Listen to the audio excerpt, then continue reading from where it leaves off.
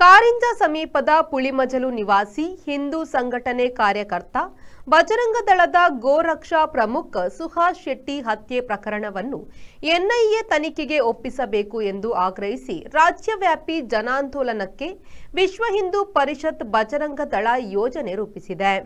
ಮೇ 20ರಂದು ಮಂಗಳೂರಿನಲ್ಲಿ ಬೃಹತ್ ಆಂದೋಲನ ನಡೆಯಲಿದೆ ಎಂದು ಬಜರಂಗ ದಳದ ರಾಷ್ಟ್ರೀಯ ಸಂಯೋಜಕ ನೀರಜ್ ದೊನೇರಿಯಾ ಅವರು ಪುತ್ತೂರಿನಲ್ಲಿ ಹೇಳಿದರು. ಅವರು ಪುತ್ತೂರಿನಲ್ಲಿ ಸುದ್ದಿಗೋಷ್ಠಿ ನಡೆಸಿ ಮಾತನಾಡಿದರು. ಸುಹಾಸ್ ಶೆಟ್ಟಿಯವರ ಹತ್ಯೆಯನ್ನು ಹಿಂದೂಗಳನ್ನು ಭಯದ ವಾತಾವರಣಕ್ಕೆ ತಳ್ಳುವ ಮತ್ತು ಧರ್ಮ ರಕ್ಷಣೆ ಮಾಡದಂತೆ ಜೊತೆಗೆ ಜಮ್ಮು ಕಾಶ್ಮೀರದಲ್ಲಿ ಹಿಂದೂಗಳನ್ನು ಗುರಿ ಮಾಡಿ ಹತ್ಯೆ ಮಾಡಿದ ರೀತಿಯಲ್ಲಿ ನಡೆಸಲಾಗಿದೆ. ಸುಹಾಸ್ ಶೆಟ್ಟಿ ಹತ್ಯೆಯ ಬಳಿಕ ದುಷ್ಕರ್ಮಿಗಳು ಮತ್ತೆ ಬಜರಂಗ ದಳದ ಭರತ್ ಮತ್ತು ಶರಣ್ ಅವರಿಗೂ ಕೊಲೆ ಬೆದರಿಕೆಯೊಡ್ಡಿದ್ದಾರೆ. ಹಾಗಾಗಿ ತನಿಖೆಯನ್ನು ಎನ್ಐಎಗೆ ವಹಿಸುವಂತೆ ರಾಜ್ಯವ್ಯಾಪಿ ಜನಾಂದೋಲನಕ್ಕೆ ವಿಶ್ವ ಹಿಂದೂ ಪರಿಷತ್ ಬಜರಂಗ ದಳ ಯೋಜನೆ ರೂಪಿಸಿದೆ. ಮೇ 20ಕ್ಕೆ ಮಂಗಳೂರಿನಲ್ಲಿ ಬೃಹತ್ ಆಂದೋಲನ ನಡೆಯಲಿದೆ ಎಂದವರು ಹೇಳಿದರು.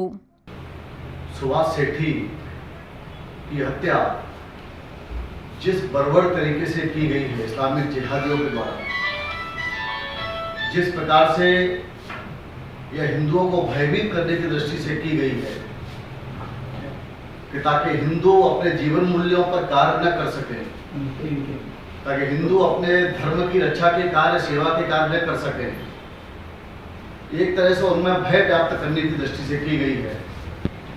जिस प्रकार की हत्याएं 1990 के दशक में जम्मू कश्मीर की धरती पर हुई, उसी प्रकार से टारगेट किलिंग की गई है कि जिससे दिन ये घटना घटी है उन अपराधियों के हौसले कितने, उन अपराधी नहीं, आतंकी का उन आतंकियों के कितने हौसले बुलंद हैं सरकार के संरक्षण में कि उन्होंने बजरंग दल के जिला संयोजक भरत को भी धमकी दी है कि अपने दिन गिन ले या सोशल मीडिया साइट पर डाला है.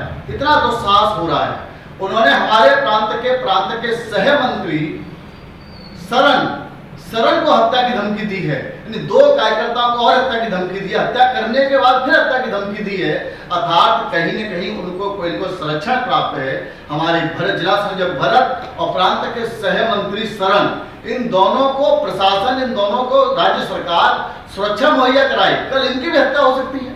जिस तरह हत्या रोक करके की गई है, घेर कर की गई है, योजना करके की गई है, टारगेट करके की गई है, रेकी करके की गई है, तो इनकी भी रेकी हो रही होगी, इनकी हत्या षड्यंत्र हो रहे होंगे. इनकी हत्या का षड्यंत्र किन्होंने किया, किन्होंने धमकी दी, उनके पीछे कौन लोग हैं, यह विषय सामने आना चाहिए. इसलिए इन दोनों कार्यकर्ताओं को सुरक्षा दी जाए और इनकी भी सुरक्षा सुनिश्चित की जाए कि इस तरह घटना द्वारा नहीं हो पाएगी.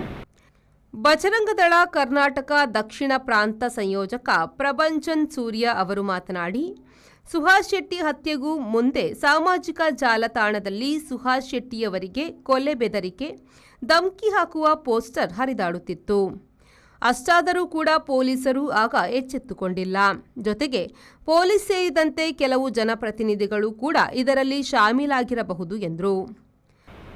ಆದರೆ ಕೆಲವು ದಿನಗಳ ಹಿಂದೆ ಈ ರಾಜ್ಯದ ಗೃಹ ಮಂತ್ರಿಗಳು ಮಾಧ್ಯಮದ ಮುಖಾಂತರ ಹೇಳ್ತಾ ಇದ್ರು, ಆಂಟಿ ಕಮ್ಯುನಲ್ ಫೋರ್ಸ್ ಅನ್ನು ನಾನು ಮಂಗಳೂರಲ್ಲಿ ಸ್ಥಾಪನೆ ಮಾಡ್ತೇನೆ, ಪ್ರಚೋದನೆ ಮಾಡುವಂತವರನ್ನ ನಾನು ಬಂಧಿಸ್ತೇನೆ ಅಂತ.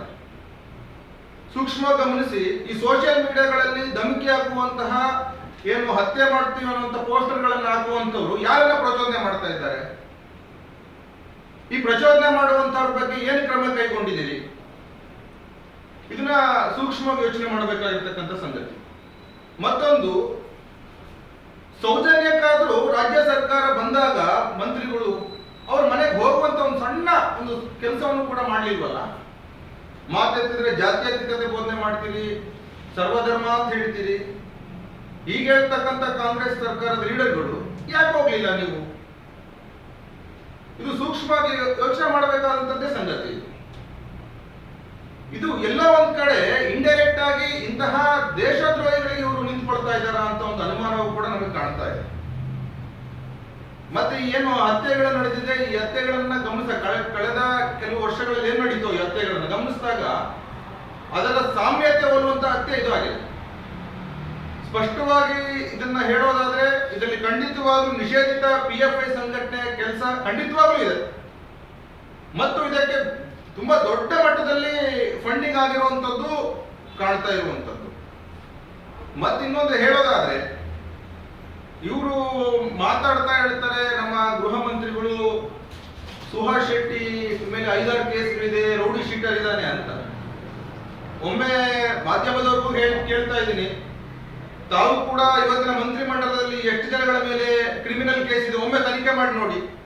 ಬಜರಂಗದಳ ಪ್ರಾಂತ ಸಹ ಸಂಯೋಜಕ ಗೋವರ್ಧನ್, ಮಂಗಳೂರು ವಿಭಾಗ ಸಂಯೋಜಕ ಪುನೀತ್ ಅತ್ತಾವರ, ವಿಶ್ವ ಹಿಂದೂ ಪರಿಷತ್ ಜಿಲ್ಲಾ ಸಹ ಕಾರ್ಯದರ್ಶಿ ಶ್ರೀಧರ್ ತೆಂಕಿಲ, ಹರೀಶ್ ದೋಳ್ಪಾಡಿ ಉಪಸ್ಥಿತರಿದ್ದರು. ಅನೀಶ್ ವಿ4 ನ್ಯೂಸ್, ಪುತ್ತೂರು.